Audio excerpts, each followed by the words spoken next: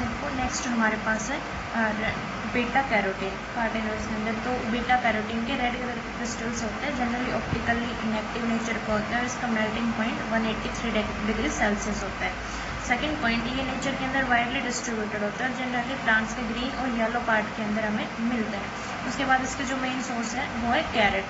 तो कैरेट के अंदर 80% बीटा कैरोटीन हमें मिलता है। ग्रीन और येलो लीव्स जिस भी फ्रूट के फ्लावर प्लांट के ग्रीन और येलो कलर के लीव्स होते हैं उसके अंदर मिलता है। Tomato, apricot and floor of marigold, ये इसके इंपॉर्टेंट सोर्सेज हैं। सेकेंड बात आती है हमारे पास इसके स्ट्रक्चर इलुसिडेशन की। तो जनरली फर्स्ट पॉइंट, इसका जो मॉलिक्यूलर फॉर्मूला है वो होता है C40H56। मास स्पेक्ट्रोस्कोपी से हमें पता चलता है। उसके बाद जब इसका कैटालिटिक हाइड्रोजनेशन करवाया तो हमने देखा कि इसमें 11 हाइड्रोजन के मोल इन्वॉल्व हुए हैं सैचुरेटेड हाइड्रोकार्बन देने के लिए।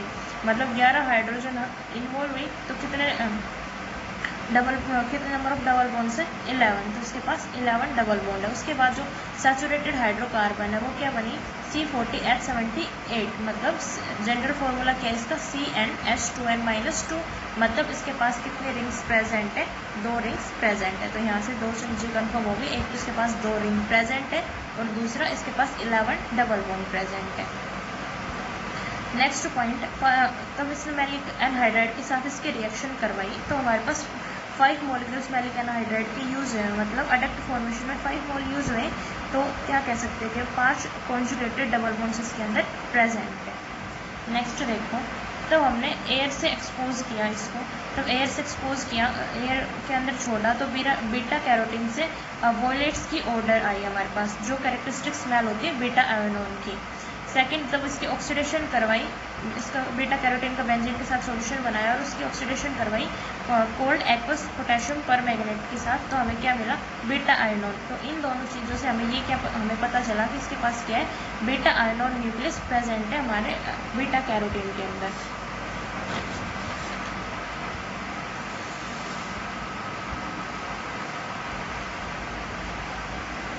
उसके बाद फिर हमने क्या करवाई इसकी ओजोनलिसिस करवाई। तो एक बीटा आयनोन के न्यूक्लियस से हमें क्या मिलता है, एक आयनन जेरोनिक एसिड की फॉर्मेशन होती है। तो हमें यहाँ पे जेरोनिक एसिड की फॉर्मेशन हुई, लेकिन हमने देखा बीटा कैरोटीन के अंदर हमें 2 मॉलिक्यूल्स जेरोनिक एसिड के मिले, मतलब बीटा कैरोटीन के पास 2 बीटा आयनोन न्यूक्लियस प्रेजेंट है। तो ये बीटा आयनोन की स्ट्रक्चर होती है। इसकी सिंपल ऑक्सीडेशन करवाई तो ये हुआ, ये टूट गई COCH3। इसकी ऑक्सीडेशन से ये हमें जेरोनिक एसिड प्रोडक्ट मिला। और ये कितने अमाउंट में मिले, बीटा कैरोटीन की करवाई तो 2 मिले, मतलब क्या है हमारे पास 2 बीटा आयनोन न्यूक्लियस इसके अंदर प्रेजेंट है। तो ये तो 2 बीटा आयनोन न्यूक्लियस जैसे कुछ हो गए, यहाँ पर डबल बॉन्ड आएगा और बाकी जो 14th कार्बन बचे उसकी क्या है चेन है, वो इसके बीच के अंदर प्रेजेंट है। ठीक है, उसके बाद नेक्स्ट देखो, नेक्स्ट पॉइंट इसके ऑक्सीडेटिव डिग्रेडेशन। तब हमने ऑक्सीडेशन करवाई बीटा कैरोटीन की बेंजीन के अंदर एक्वस KMnO4 के साथ, हमें क्या मिला, बीटा आयनोन का न्यूक्लियस मिला। उसकी oxidation geronic acid, acetic acid, dimethyl glutaric acid मिला, 2,2-डाइमिथाइल सक्सिनिक एसिड मिला। तो ये सारे ऑक्सीडेशन के ऊपर हमें प्रोडक्ट मिलते गए और ये सारे सेम प्रोडक्ट भी हमें जेरोनिक एसिड की ऑक्सीडेशन पे मिलते हैं। तो देखो प्रोडक्ट क्या क्या है, ये था हमारे पास जेरोनिक एसिड, इसकी ऑक्सीडेशन करवाई, यहाँ से टूट जाएगा तो ये CH3COOH और ये बाकी पूरा ग्रुप इसकी ऑक्सीडेशन से ये वाला बॉन्ड टूटेगा COH, इसकी ऑक्सीडेशन 2,2-मिथाइल मैलिक एसिड। ठीक है, तो इसका मतलब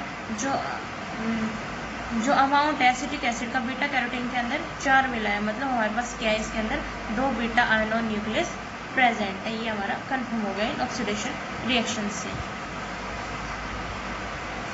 उसके बाद देखना था हमने मिथाइल ग्रुप। अब हमने कोहन-रोज मेथड लगाया तो बीटा कैरोटीन में कितने मॉलिक्यूल्स दिए एसिटिक एसिड की, और ये जो कोहन-रोज मेथड होता है ये क्या बताता है, साइड चेन मिथाइल ग्रुप के बारे में हमें बताता है, उनकी पोजीशन यहाँ से एक्सप्लेन की जाती है। तब हमने कोहन-रोज मेथड के अकॉर्डिंग देखा कि बीटा कैरोटीन कितने मोल एसिटिक एसिड दे रहा है, 5.4 मॉलिक्यूल्स ऑफ एसिटिक एसिड, मतलब हमारे पास 6 side chain methyl group present है। इस तरीके से C डबल बॉन्ड CCH3 और फिर वो आगे जुड़ा हुआ, या फिर ऐसे लिख सकते हो डबल बॉन्ड C, ये ऊपर CH3 और आगे फर्दर चेन है। तो इस टाइप के ग्रुप 6 ग्रुप इस टाइप के प्रेजेंट है। अब 2 ग्रुप तो हमारे कहाँ चले गए, बीटा आयनोन रिंग्स के अंदर चले गए, तो बचे कितने, 4 ग्रुप प्रेजेंट है। वो कहाँ है, जो ये बीच में अभी हमने देखी थी,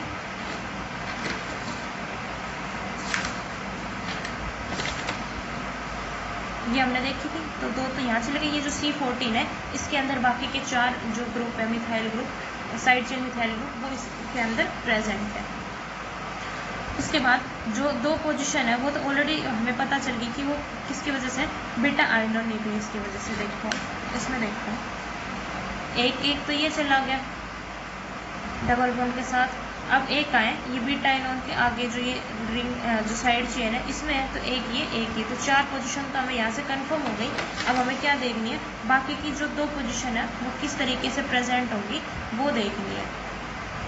तो और जो बाकी के जो 2 बच गए मिथाइल ग्रुप, उनकी पोजीशन के लिए हमने क्या करवाया, डिस्टिलेशन करवाया बीटा कैरोटीन का। तो जब बीटा कैरोटीन की हमने डिस्टिलेशन करवाई तो वहाँ से हमें मिला टोलुइन मिला, मेटाजाइलिन मिला और 2,6-डाई मिथाइल नेप्थलीन मिला।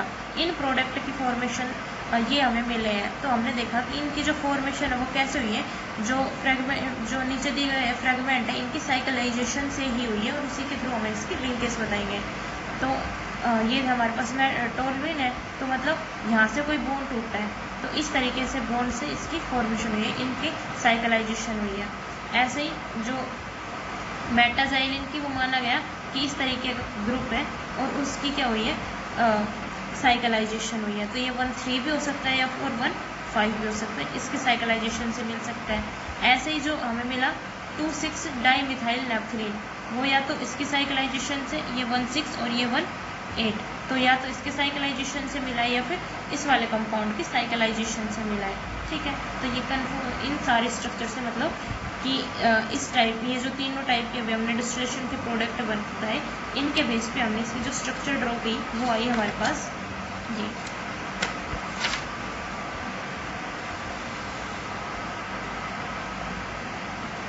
ये स्ट्रक्चर हमने इसे असाइन की बीटा कैरोटीन की। तो ये होती है हमारे पास बीटा कैरोटीन की स्ट्रक्चर। तो ये बीटा आयनोन न्यूक्लियस, ये बीटा आयनोन न्यूक्लियस, ये 1,5 से बनी, ये 1,6 वाले से बनी और ये 1,5।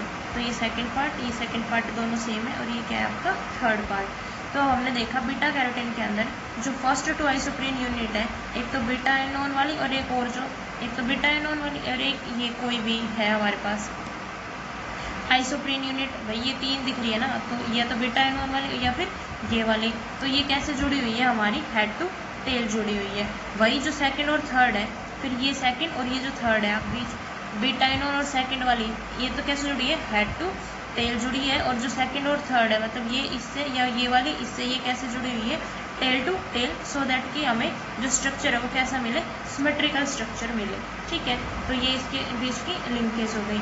अब जो ये जो फैक्ट है इसके लिए फैक्ट देखेंगे कि कैसे कंफर्म हुआ। तो देखो, अगर सारी आइसोप्रीन यूनिट हमारी हेड टू टेल ज्वाइन होती तो सिर्फ क्या मिलता, केवल एक ही बीटा आयनोन न्यूक्लियस मिलता हमें। लेकिन यहाँ पे तो कितने हैं, 2 बीटा आयनोन न्यूक्लियस है, तो इसमें सारी हेड टू टेल नहीं जुड़ सकती। सेकंड, तब हमने इसकी ऑक्सीडेशन करवाई बीटा कैरोटीन की पोटाशियम डाइक्रोमेट के साथ, तो हमें क्या मिला, डाईहाइड्रोक्सी बीटा कैरोटीन। ठीक है, और जो ये डाईहाइड्रोक्सी बीटा कैरोटीन मिला, ये सिर्फ एक ही मिला, इसका कोई भी आइसोमर नहीं मिला। इसका आइसोमर नहीं मिला मतलब स्ट्रक्चर कैसी है इसकी, सिमेट्रिकल स्ट्रक्चर है, मतलब जो लिंकेज है वो हेड टू टेल और टेल टू टेल है। क्योंकि अगर एसिमेट्रिकल स्ट्रक्चर होती तो हमें इसके 2 आइसोमर मिलते हैं। अब इसकी फर्दर ऑक्सीडेशन करवाओगे क्रोमिक एसिड के साथ CrO3, तो हमें क्या मिला, सेमी बीटा कार्टिनोन, मतलब कीटोनिक ग्रुप में चेंज हो गया। अब ये भी क्या मिला, एक मिला, इसका भी कोई आइसोमर नहीं मिला। फर्दर इसकी ऑक्सीडेशन करवाओगे तो क्या मिलेगा, बीटा कैरोटीनोन। ठीक है, क्रोमिक ऑक्साइड के किसी भी प्रेजेंस इसका ऑक्सीडेशन करा लेना। अब इन फैक्ट से हमें क्या पता चला कि सिर्फ एक ही हमारे पास डाईहाइड्रोक्सी बीटा कैरोटीन बन रहा था और एक ही हमारे पास सेमी बीटा कार्टिनोन बन रहा था। मतलब इसकी कैसे स्ट्रक्चर है, सिमेट्रिकल स्ट्रक्चर है, नहीं अदरवाइज तो 2 आइसोमर हमारे पास बनते हैं। उसके बाद जब स्ट्रक्चर कन्फर्म हो जाती है तो क्या सिंथेसिस की बात आती है। तो ये क्या है इसकी सिंथेसिस,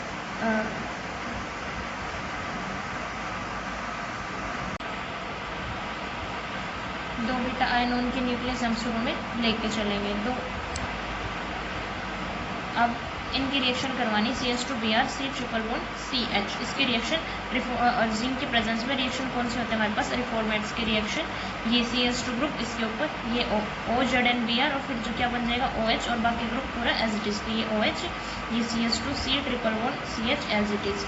ठीक है, इसके रिएक्शन करवानी है फिर ग्रिग्नार्ड रिएजेंट। तो C2H5 MgBr क्या होगा ये, बल्कि CH3 MgBr के साथ रिएक्शन करवा लेना।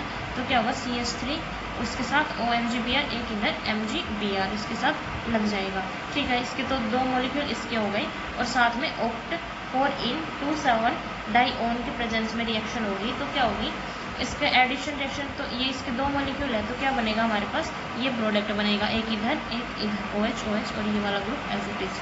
ठीक है, इसके रिएक्शन करवानी फिर H2PdBSO4 मतलब कैटालिटिक हाइड्रोजनेशन, जो ट्रिपल बॉन्ड है किसमें रिड्यूस हो जाएगा हमारा, डबल बॉन्ड के अंदर रिड्यूस हो जाएगा। फिर इसके ऊपर डालोगे टोसाइल हाइड्रोक्साइड, वाटर का क्या हो जाएगा रिमूवल, वाटर का रिमूवल होगा तो सारे OH यहाँ से HOH, तो यहाँ पे जहाँ पे भी OH है वहाँ पे क्या बन जाएंगे डबल बॉन्ड और हमें क्या ऑप्टेन हो जाता है, बीटा कैरोटीन ऑप्टेन हो जाता है। ये थी हमारे पास इसकी सिंथेसिस। बायोसिंथेसिस इसके जैसे विटामिन A की है उसी के अंदर बीटा कैरोटीन वाले स्टेप तक इसकी बायोसिंथेसिस है, तो सेम ही है वो आप कर लेना।